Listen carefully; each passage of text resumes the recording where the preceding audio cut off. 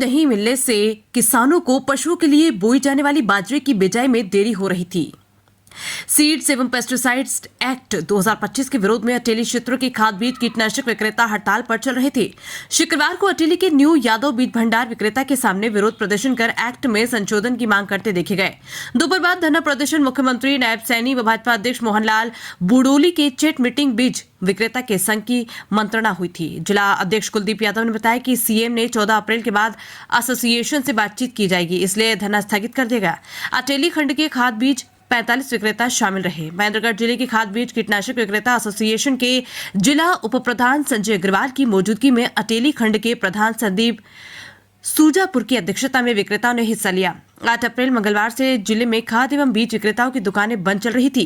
इस कानून में व्यापारियों के खिलाफ असंगत धाराएं लगाई गई है, जिससे किसी भी आदमी का इस व्यापार में रहना संभव नहीं होगा। कानून को पास करने से पहले किसी प्रकार का संबंधित पक्षों से सुझाव नहीं लिए गए। हमारे पास कंपनियों से सील बंद माल आता है तथा उसी को किसानों को बेचते हैं। ये बीज सरकार द्वारा जारी किए गए मापदंडों की जांच के बाद ही बाजार में बिक्री के लिए आते हैं।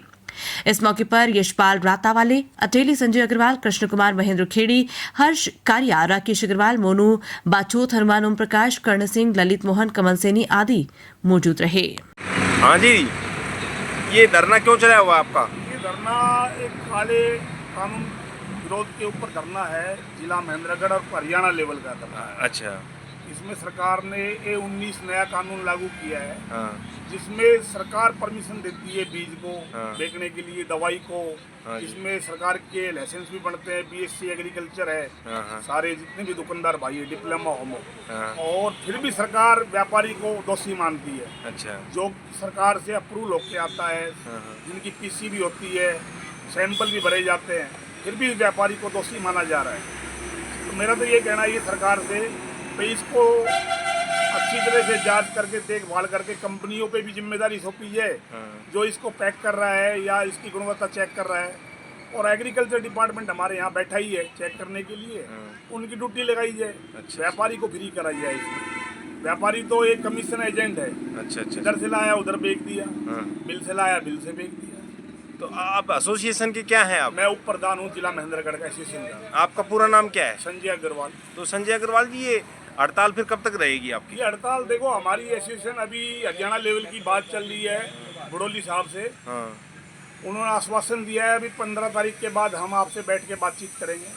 बाकी अभी हमारे पास ऐसा कोई समाचार नहीं आया हड़ताल खत्म कर दीजिए या बात हो गई है। नहीं, इससे तो फिर अब देखो खेती प्रभावित होगी और जो बाजर वगैरह है पशुओं के लिए है उनके लिए प्रभावित हो रही है। प्रभावित तो हो रही है, बाकी अब हम क्या करेंगे? सरकार के पास इनके गवर्नमेंट काउंटर है, वहाँ से व्यवस्था कराइए। आपका क्या नाम है? मेरा नाम जी संदीप यादव है। अच्छा, तो जो एसोसिएशन के आप क्या हो? मैं ब्लॉक प्रधान हूँ। अटेली ब्लॉक प्रधान हो? अटेली ब्लॉक प्रधान। तो हड़ताल पे क्यों बैठे हुए हो आप?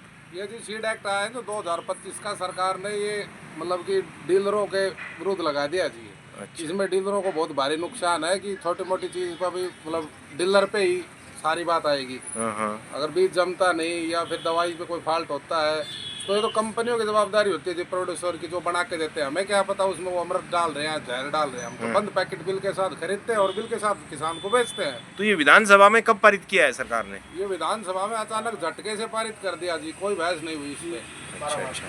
12 मार्च को। अच्छा, 12 मार्च को कर दिया था। तो अटेली ब्लॉक में कितने बीज विक्रेता हैं लगभग? अटेली ब्लॉक में जी 43 बीज विक्रेता है। तो सभी दुकानें बंद है? सभी जी पिछले 5 दिन से कंटिन्यू 43 की 43 दुकानें बिल्कुल बंद है और सभी भाई धरने पे बैठे हुए हैं।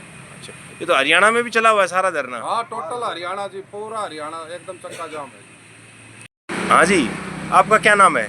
वीरेंद्र कुमार। वीरेंद्र जी, आप धरने पे क्यों बैठे हुए हैं? धरने पे बैठे हैं जी, ये हमारे सीड्स एक्ट 2025 के विरोध में हड़ताल कर रहे हैं। और सरकार हमारी अब तक सरकार से हमें कोई संतोषजनक कोई जवाब मिला नहीं है और जब तक नहीं मिलेगा हमारी मांगे पूरी नहीं करेंगी तब तक हम ऐसे ही बैठे हैं। तो कितने दिन हो गए धरने पे बैठे? आज धरने पे हमारे 5वां दिन है।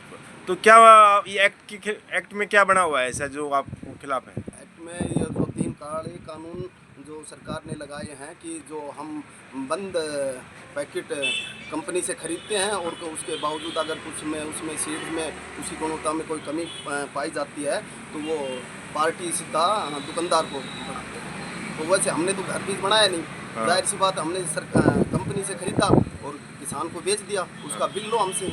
उसके बाद में कोई अगर उसमें बीज की गुणवत्ता में या उसकी पैदावार में कोई होती है तो कंपनी जिम्मेवार बने, हम क्यों बने? फिर उसके बावजूद हमने कोई यहाँ कोई नशा संबंधी सामान तो बेच नहीं रही हैं और हम ये अपने बीज खाद बीजते हैं, पैकेट बंद लेते हैं, उसमें हम सजा क्यों करें?